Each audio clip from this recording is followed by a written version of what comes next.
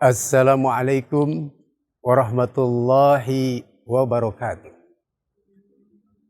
Alhamdulillahilladzi anzalal Qur'an hudan linnas wa bayyinatin minal huda wal furqan. Amma ba'du. Kaum muslimin wal muslimat di mana saja Anda berada. Saya yakin siapapun manusianya hidup di dunia ini pasti mempunyai cita-cita dalam hidupnya. Mempunyai keinginan dalam hidupnya. Mempunyai tujuan dalam hidupnya. Dan hampir 100% orang yang hidup di dunia ini mempunyai tujuan hidup bahagia di dunia dan bahagia di akhirat. Karena itu untuk mencapai kebahagiaan ada petunjuknya. Apa itu petunjuknya? Al-Imam Syafi'i radhiyallahu anhu pernah berkata dalam makalahnya, "Man arada dunya fa'alaihi bil ilmi. Wa man aradal akhirah fa'alaihi bil ilmi.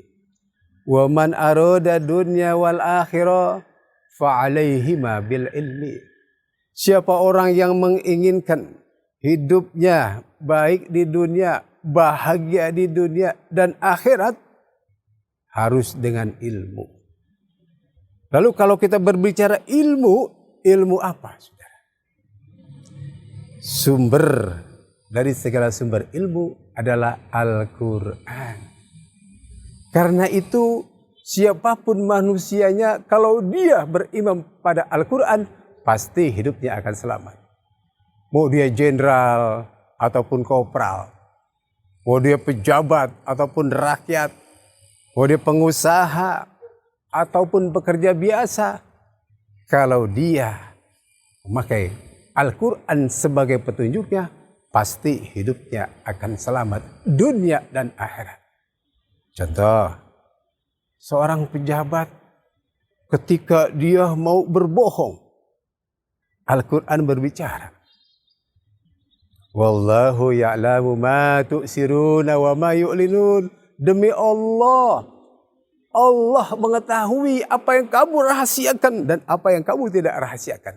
Artinya ketika kita merahasiakan sesuatu, ingin berbohong, ada Allah.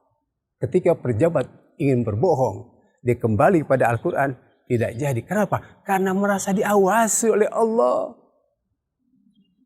Seorang pekerja, seorang pejabat, ketika mau korupsi, mungkin rakyat nggak tahu, teman tidak tahu. Tapi ketika dia kembali kepada Al-Quran, Al-Quran berbicara, "Innallaha la yahfa alaihi say'un fil ardi wala fis sama." Sesungguhnya bagi Allah tidak ada yang luput dari pandangan Allah. Apa saja yang kita kerjakan, baik di langit ataupun di bumi, Allah tahu. Ketika pejabat kembali kepada Al-Quran, mau dia korupsi, Al-Quran berbicara, ada Allah yang Maha mengetahui. Oh, seorang pengusaha sukses, ketika ia ingin berzina, contoh misalnya, mungkin istri nggak tahu, anak nggak tahu, dikembali kepada Al-Quran, bahwa setiap perbuatan dia lakukan ada yang mengawasi, yaitu Allah Subhanahu wa Ta'ala. Bahkan Al-Quran berbicara, la taqrabul jina, jangan dekati jina, dekati saja tidak boleh, bagaimana melakukan?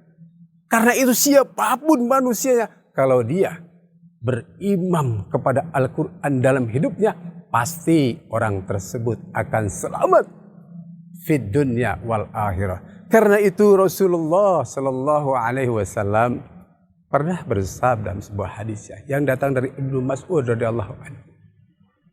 Qala Nabi Sallallahu Alaihi Wasallam, "Fa'alaikum bil Quran, fa innahu safi'un musafa'un wa sahidun musaddaqun.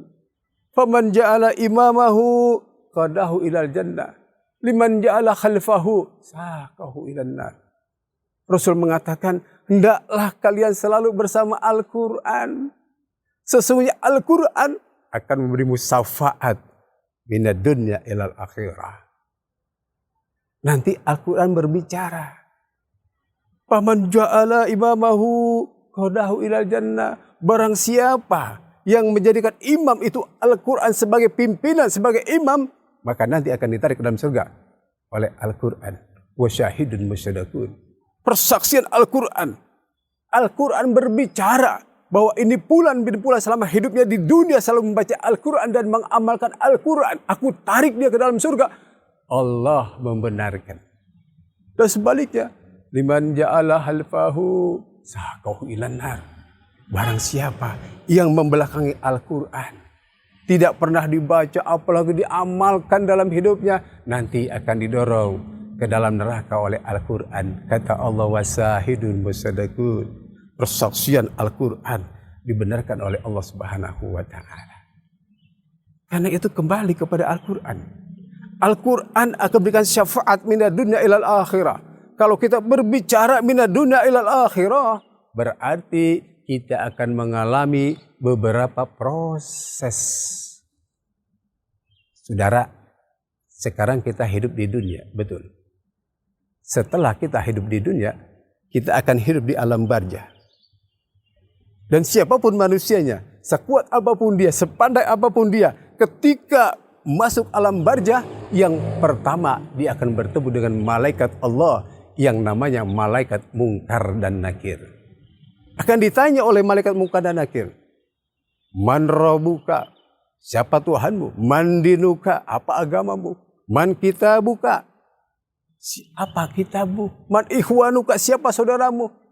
Kalau kita sering membaca Al-Quran, mengamalkan Al-Quran, pertanyaan tersebut akan dijawab oleh Al-Quran. Kalau yang menjawab Al-Quran, pertanyaan malaikat Munkar dan Nakir, pasti jawabannya benar.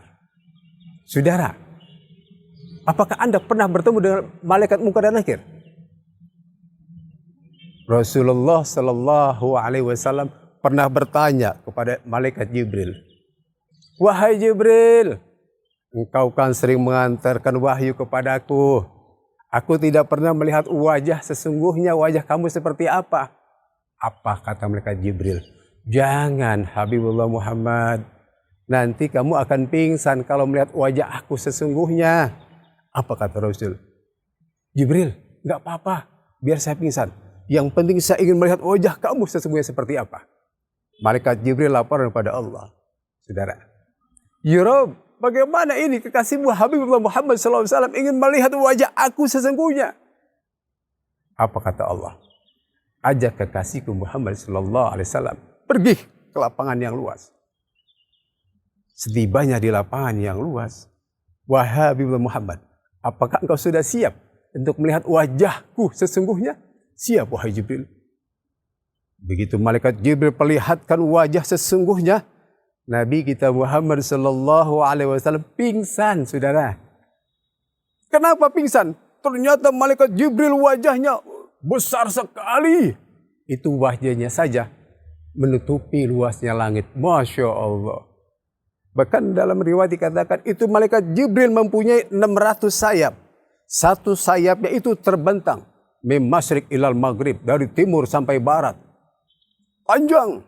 Mempunyai 600 sayap. Maka kalau malaikat Jibril terbang, itu malaikat Jibril langsung sampai. Setelah tersadar, Nabi bertanya lagi, wahai Jibril, coba berikan gambaran. Bagaimana wajah malaikat Munkar dan Nakir? Jibril menyampaikan bahwasannya malaikat Munkar dan Nakir itu wajahnya sangat menyeramkan. Kulitnya hitam legam. Matanya biru ketuaan, rambutnya sampai ke tanah panjangnya. Suram sekali. Karena itu saudara, siapapun orangnya, kalau pernah bertemu dengan malaikat Munkar dan Nakir di alam barzah, saya yakin orang tersebut nggak akan kembali lagi ke dunia. Serem saudara. Itu malaikat Munkar dan Nakir, makhluk yang pertama yang akan bertemu dengan kita nanti di alam barzah. Al-Quran yang menjawab pertanyaan malaikat mungkar dan nakir. Setelah kita hidup di alam barzah, lalu kita dibangkitkan. Yaumul ba'ats, di hari pembangkitan. Untuk apa kita dibangkitkan? Untuk dihisab, untuk ditanya oleh Allah. Saudara tahu berapa lama satu orang dihisab oleh Allah nanti di akhirat? Lamanya berapa lama? Itu 8.000 tahun, saudara.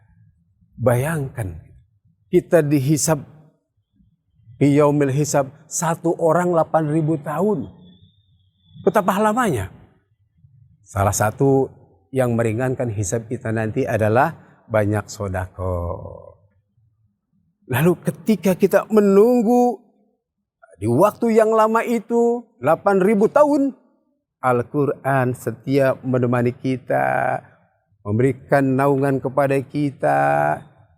Tidak terasa tahu-tahu kita dihisab. Karena apa? Karena dalam syafaat Al-Quran 8.000 tahun tidak terasa. Lalu setelah kita dihisab, kita ditimbang fi yaumil mizan. Al-Quran menemani kita. Ketika sudah ditimbang, ya, lalu kita itu dipersilakan berjimat fi surat untuk menuju surganya Allah Subhanahu wa taala. Ketika kita sudah masuk ke dalam surga, Allah perintahkan untuk kita membaca Al-Quran. Semakin banyak hafalannya, semakin bagus bacaannya, semakin tinggi derajatnya kita dalam surganya Allah Subhanahu wa taala. Karena itu hidup di dunia satu kali ini bahkan sebentar dibandingkan dengan kehidupan akhirat. Baca Al-Quran dan amalkan Al-Quran. Agar apa? Agar Al-Quran nanti memberikan syafaatnya kepada kita untuk masuk surganya Allah Subhanahu wa ta'ala. Dalam hadis lain dikatakan, hadis sahih, iqra'ul Quran fa innahu ya'ti yaumal qiyamah syafi'an li ashabi. Bacalah olehmu Al-Quran. Sesungguhnya nanti Al-Quran akan mencarimu, akan mendatangimu di hari kiamat untuk memberikan syafaat masuk surganya Allah Subhanahu wa taala. Mudah-mudahan ya melalui pesan singkat ini, yuk kita amalkan Al-Quran dalam hidup kita agar nanti Al-Quran memberikan syafaatnya untuk masuk surganya Allah Subhanahu wa taala. Mudah-mudahan bermanfaat. Usikum wa nafsi bitaqwallah. Assalamualaikum warahmatullahi wabarakatuh.